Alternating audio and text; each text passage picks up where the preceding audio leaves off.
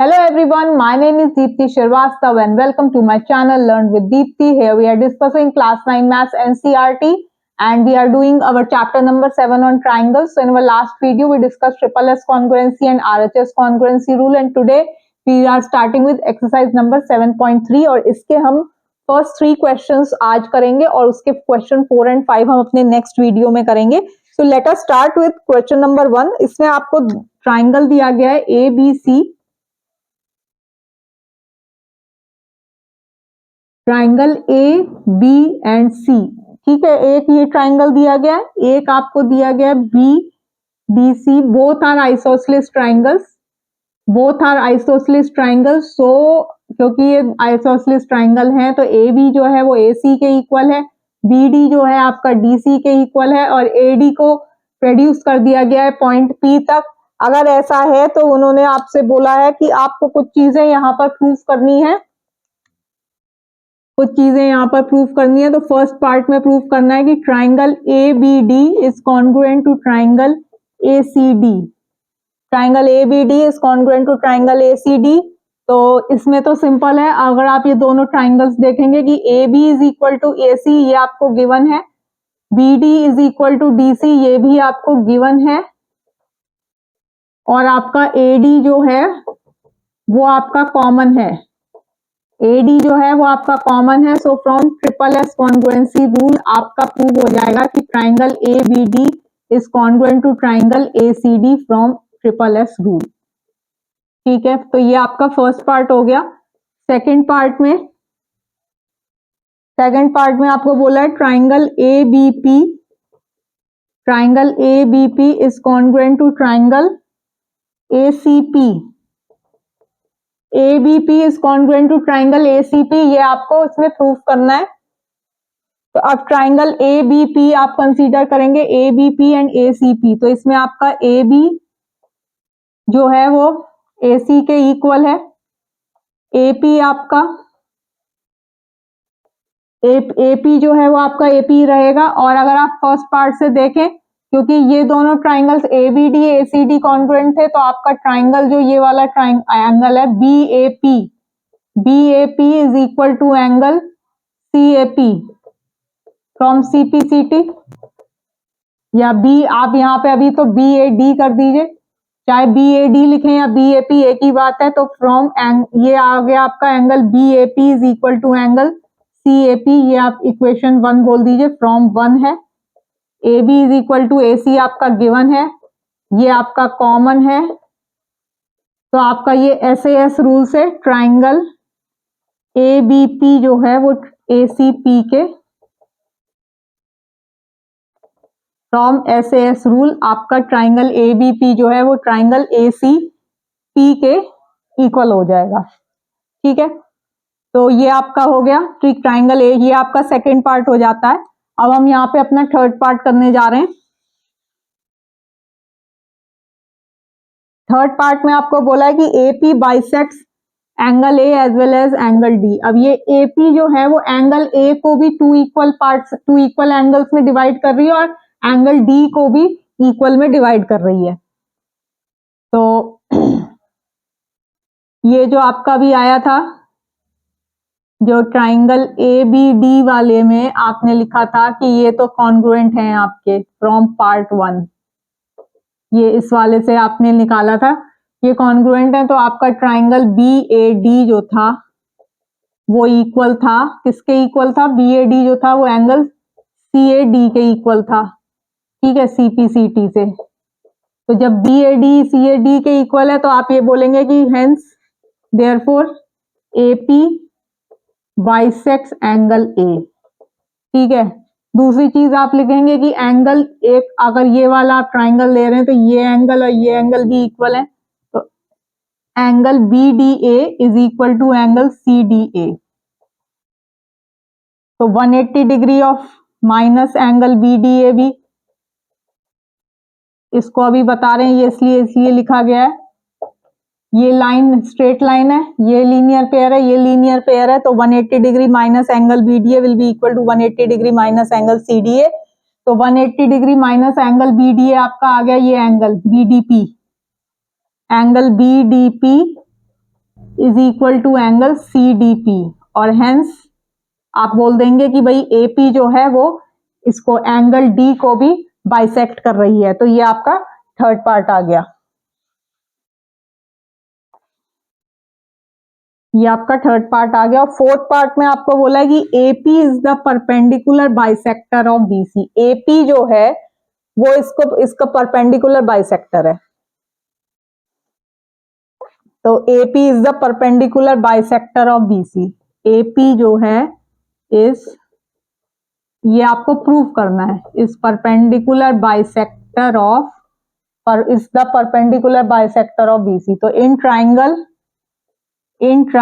BDP and triangle CDP, BD is equal to DC, ये given है, DP is equal to DP, ये common है, ये तो आपको गिवन है, और ये आपका कॉमन है, ये कॉमन हो गया। तो ये एंगल आपने अभी प्रूफ किया ही था कि ये इक्वल था। तो angle BDP is equal to angle CDP proved in part number 3। Third part में ये चीज आपने प्रूव करी थी कि एंगल BDP जो था वो एंगल CDP के इक्वल था। तो यहां आप लिख दें कि भाई ट्राइंगल B आपका जो है BDP is congruent to triangle CDP from SAS rule. Therefore, BP is equal to PC from your, BP जो है वो इसके इक्वल है। दूसरा, अब ये कॉन्ग्रुएंट है तो एंगल आपका BPC जो है वो BPC is equal to angle CPD, sorry BPD is equal to, BPD जो है ये भी CPCT से ये इक्वल होगा, BPD ये वाला एंगल इस एंगल के इक्वल होगा। तो angle BPD is equal to angle CPD। ठीक है, अब ये क्या है, ये आप इसको क्या है, ये इसका लीनियर पेयर है। तो आप लिखेंगे angle BPD plus angle CPD, इसको थोड़ा ऊपर लिख देते हैं, फर्स्ट पार्ट हटा के मैं आपको बता रहा हूं। ठीक है, angle BPD plus angle CPD is equal to 180 degree, linear pair. ठीक है, और ये दोनों इक्वल हैं तो आप इसको लिख दो twice of angle CPD is equal to 180 degree, या angle CPD is equal to 90 degree.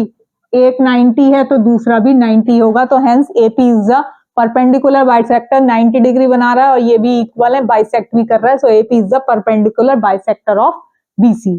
So this solves your question number 1 of exercise number 7.3। ठीक है, ये क्वेश्चन नंबर आपका 1 सॉल्व होता है।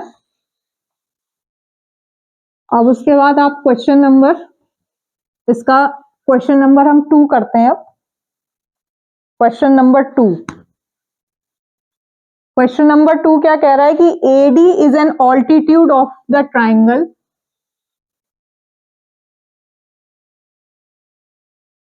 ABC। ठीक है, AD जो है is an altitude of an isosceles triangle, ये इसका ऑल्टीट्यूड है, तो ये इसका 90 डिग्री का बना रहा है। In which AB is equal to AC, जिसमें कि AB जो है वो AC के इक्वल है, ये आपको गिवन है। आपको क्या शो करना है कि AD bisects BC, show that AD bisects BC। AD जो है वो BC को 2 इक्वल पार्ट्स में बांट रहा है। तो अब हमें इसके लिए क्या लें, अब हमें इसके लिए अपना वही लेना है कि in triangle ABD and triangle ACD, triangle ABD और ट्राइंगल ACD को आपको लेना है। तो AB is equal to AC है, ये चीज आपको गिवन है।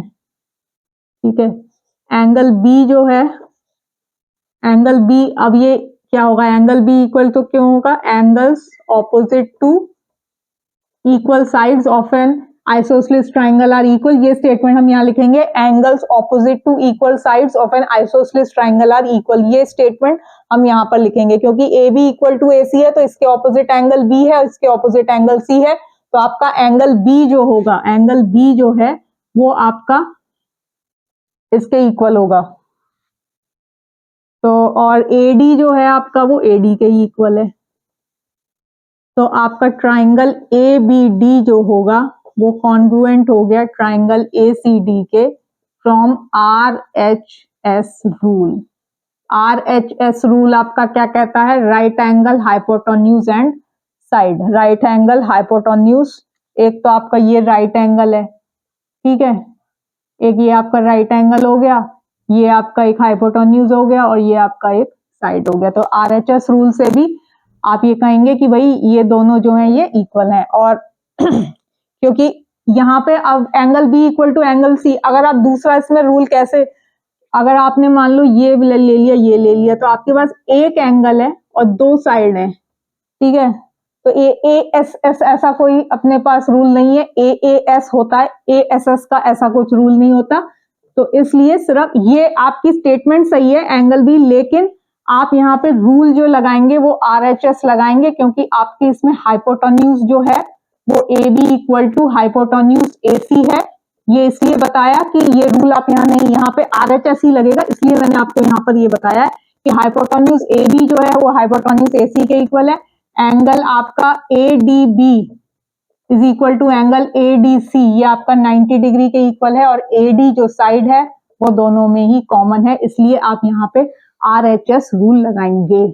ये वाला सिर्फ आपको बताने के लिए था कि हाँ ये रूल ऐसा नहीं लगेगा, यहाँ पे आर एच एस रूल ही लगेगा, जिससे ये क्लैरिटी हो कि कौन सा कॉन्ग्रुएंसी रूल आपको लगाना है। सो देयरफॉर आपका BD जो है वो DC के इक्वल हो गया, BD जो था, BD जो है आपका वो DC के इक्वल है फ्रॉम योर CPCT, ठीक है, BD जो था वो DC के इक्वल है, तो आपका AD बाइसेक्ट BC, ये आपका क्लियर हो गया, ठीक है। तो यहाँ पे हमने बता दिया कि भाई RHS रूल क्यों लगेगा, ये वाला बेशक एंगल B एंगल C के इक्वल होगा लेकिन आप उसमें कॉन्ग्रुएंसी रूल नहीं लगा पाएंगे। तो ये आपका फर्स्ट पार्ट हो जाता है इसका।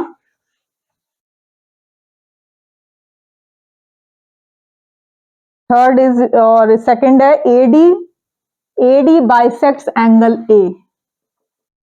एडी बाइसेक्ट्स एंगल ए, ये तो आपका हो ही जाएगा क्योंकि एंगल BAD जो आया वो एंगल CAD के आएगा, रीजन है CPCT, बिकॉज ट्राइंगल ABD जो है आपका it is congruent to triangle AC and D।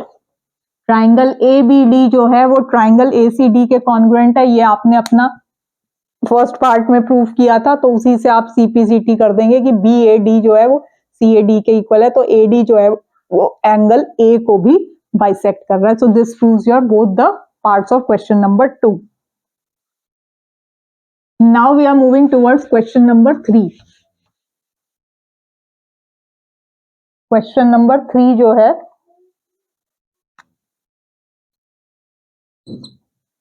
Question number 3 में आपको दो ट्राइंगल्स दिए गए, दो ट्राइंगल्स बनाते हैं हम। एक आपको ये दिया है ABC, ठीक है, और दूसरा आपको दिया गया है PQR, दो ट्राइंगल्स दिए गए।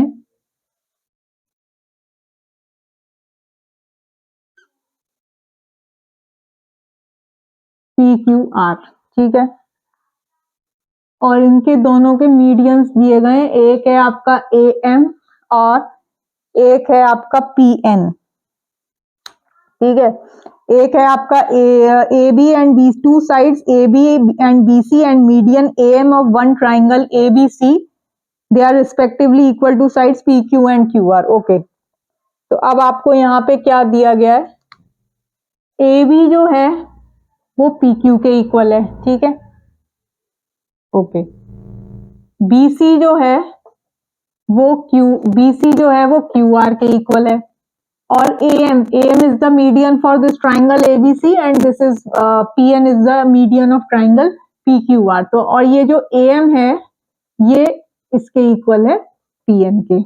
ये तीन चीजें आपको गिवन है। आपको प्रूफ क्या करना है? आपको प्रूफ ये करना है कि triangle ABM is congruent to triangle PQN। First part में triangle ABM is congruent to triangle PQN। ये बहुत ही सिंपल है क्योंकि इसमें तीनों साइड इक्वल है, तो आप SSS कॉन्ग्रुएंसी रूल लगा लेंगे। अब आप देख लो AB जो है वो आपका PQ के इक्वल है, ठीक है, B और ये AM जो है आपका ये PN के इक्वल है।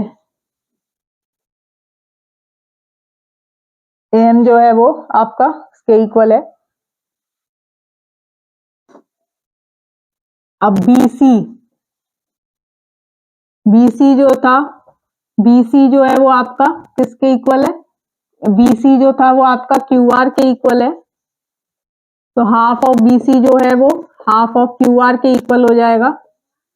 हाफ ऑफ BC आपका BM आएगा और हाफ ऑफ QR आपका QN आएगा, ठीक है। तो फ्रॉम SSS कॉन्ग्रुएंसी रूल आप कह देंगे, SSS कॉन्ग्रुएंसी रूल से आप ये बोलेंगे कि भाई ये जो है ये दोनों कॉन्ग्रुएंट हैं। और तीसरा आपको बोला गया कि ट्राइंगल आपका ABC and triangle PQR, triangle ABC second part में, तो in triangle ABC and triangle PQR, triangle ABC जो है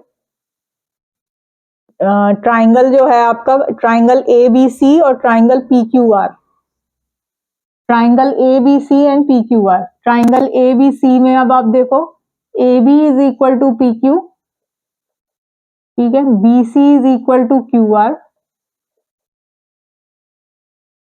और आपका angle ABC is equal to angle PQR। ये कहां से आया? ये यहां से आया जब आपने ABM किया। तो आप इसमें लिख सकते हैं एक चीज और कि triangle ABM is equal to triangle PQN from CPCT। इसको आप इक्वेशन 1 कह दीजिए, यहां पे आप लिख देंगे फ्रॉम 1, ठीक है। तो AB is equal to PQ हो गया, AB आ गया आपका यहाँ पे और एक आपका ये आ गया। तो फ्रॉम SAS रूल आप बोल देंगे कि triangle ABC is congruent to triangle PQR from SAS rule. SAS rule से ट्राइंगल ABC जो है वो ट्राइंगल PQR के कॉन्ग्रुएंट है और यही आपको पार्ट नंबर 2 में करने को बोला गया था। So with this you have solve 3 questions of exercise number 7.3 और हम अपने नेक्स्ट वीडियो में question number 4 and question number 5 discuss करेंगे। तो होप आपको मेरी वीडियो अच्छी लगी होगी। अगर अच्छी लगे तो प्लीज लाइक, शेयर और सब्सक्राइब जरूर करिएगा। Thank you so much.